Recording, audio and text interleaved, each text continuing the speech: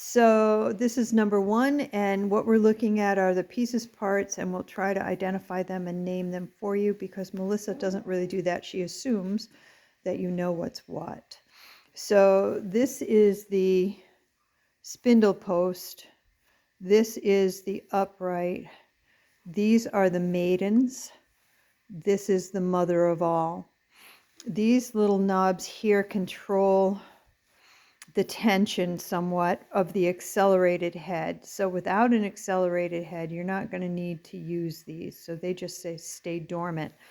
So this is your spindle. And if you can tell, sorry, this is your spindle right here. So it's got two grooves. The two grooves, unlike the one Melissa uses, which has multiple grooves, the two grooves also indicate it was made for an accelerated head, which we don't have. Can you use it as a direct drive? Correct, you can. You don't need the accelerated head. It's just a clarifier here. So at one time, this probably had corn husk bearings like yours, and it was replaced the easy way with leather. So the leather comes around, you look like this, and as Melissa mentioned, it looks like duckbills. So this leather has mold on it, actually. So it looks like duckbills, and you can see the little wedge, and that's what holds it in there. But also, at one time, there was a pin, a little wooden pin, that secured that in there as well. So when you want to replace it, when you go to take your corn husk bearings out, look for this little wooden pin, and if it's in there, take it out, or you'll never get that out of there. When you take the corn husk bearings out, save them because they are artifacts. And then if you want to do the quick and dirty thing, you can just replace it with leather and the wedges inside. It's not necessary in order to use the wheel to have it be historically accurate. So you want to conclude what's most important to you. Do you want to be able to use it?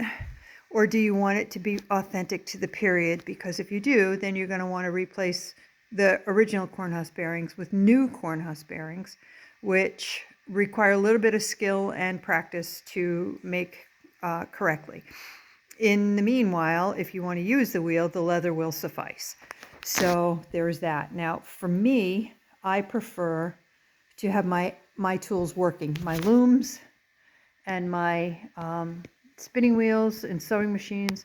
I want them to work. I am less concerned with them being representative of authenticity of the period. So I have metal pulleys. You know, everything else kind of, I have Texoff heddles. I don't make my own heddles. I have Texoff heddles. So, because in the interest of time, especially when you're teaching, you don't have time for all that. So it just is easier for me when I want to have the tools up and running. And I'm convinced that having them up and running and cared for as working tools is what prolongs their life another century or two. So there's that.